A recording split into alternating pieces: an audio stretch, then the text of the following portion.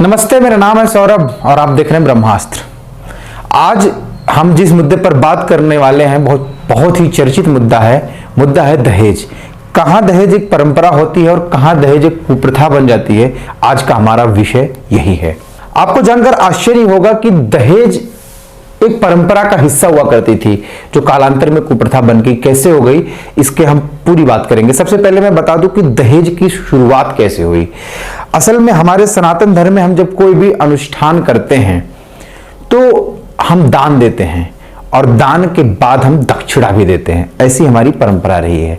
तो विवाह भी एक अनुष्ठान होता है जिसमें कन्यादान किया जाता है और कन्यादान के बाद उपहार स्वरूप जो भी राशि या जो भी चीजें दी जाती हैं उसको दक्षिणा स्वरूप दिया जाता है। वो दक्षिणा का ही एक रूप होता है जिसको दहेज के नाम से जाना जाता है।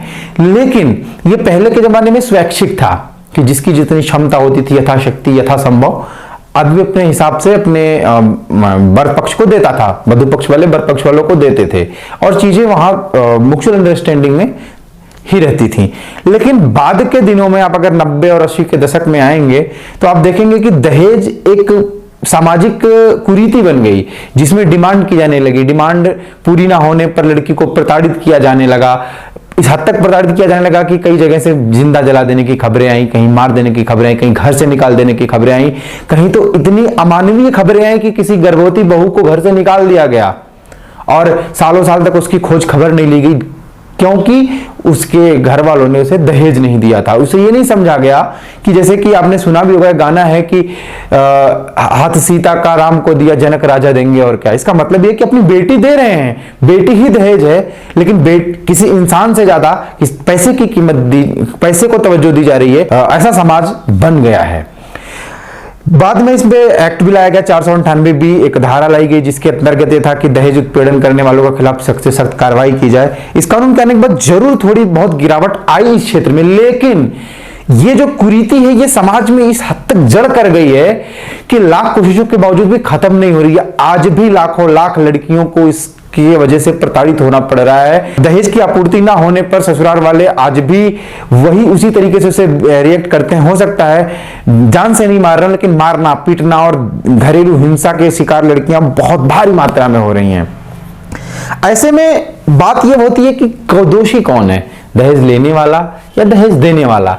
तो दहेज लेने वाला तो सार्वभौमिक रूप से दोषी है कि भाई आप डिमांड कर रहे हो अपने बेटे की, आप बोली लगवा रहे हो। ये कोई आईपीएल या घोड़े की रेस नहीं चल रही है कि जहां पे आप बोली लगवा रहे हो कि हमारा घोड़ा इतने में बिकेगा, हमारा घोड़ा इतने में बिकेगा। लेकिन आप माने या ना माने, कड़वी सच्चाई समाज की यही है कि जैसे ही किसी की नौकरी होती, जैसे ही किसी कोई स्टेबल होता है, कैरियर बनते ही रेट लिस्ट फिक्स है एक कि ये टीचर है तो इसको इतने मिलेंगे, ये आईएएस है तो इसको इतना मिलेगा, ये पीसीएस है तो इसको इतना मिलेगा। ये कड़वी सच्चाई है समाज की, आप इससे इनकार नहीं कर सकते हैं, जो कि गलत है।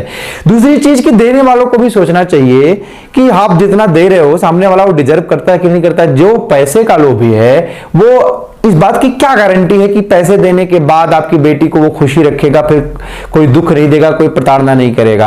तो इन सब पे अगर आप पूछेंगे कि तो भाई समाधान क्या है, तो अगर आप हमसे समाधान पूछेंगे तो मैं व्यक्तिगत रूप से ऐसा मानता हूं कि आप दहेज में जितना फोकस करते हैं, बहुत सारे मैं लोगों को मुझे सुनता हूं बेटी पैदा हुई तो भाई अब आपको उसी दिन से उसकी शादी की तैयारियां शुरू कर देनी चाहिए, इन्वेस्टमेंट कर देने चाहिए उसके नाम पे।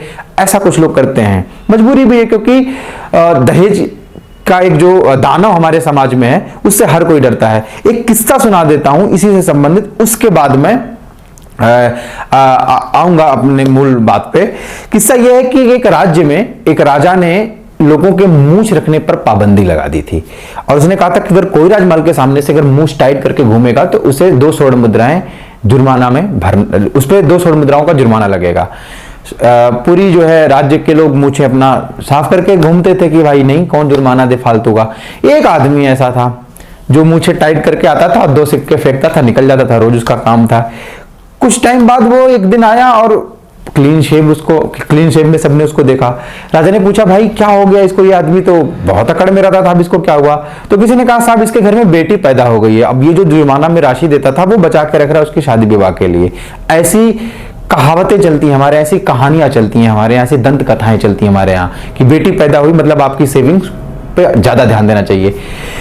इस चीज को बदलने का मेरे हिसाब से व्यक्तिगत रूप से मेरा यह मानना है कि ऐसा है कि दहेज जितना आप देने के बारे में सोचते हो, उससे ज्यादा अपनी बेटी को पढ़ाइए, लिखाइए, काबिल बनाइए, इस लायक बनाइए। आपकी लड़की को घर की अपनी बहू बनाना चाहें लोग, इस तरीके से अपनी बेटी के अंदर आप योग्यता पैदा कर दीजिए। इसका एक ही मात्र समाधान, अगर आप पूछते हैं कि क्या तो कानून बनाने से भी कुछ नहीं होगा, बना के देख लिया गया। सामाजिक रूप से जो ये बुराई है, लोगों की मानसिकता इतनी दूषित हो चुकी है कि इसमें कुछ नहीं हो सकता। इसका सिर्फ एक सॉल्यूशन है कि अपनी बेटी को इतना योग्य बना दीजिए कि उसकी योग्यता के सामने सब बौने हो जाएं।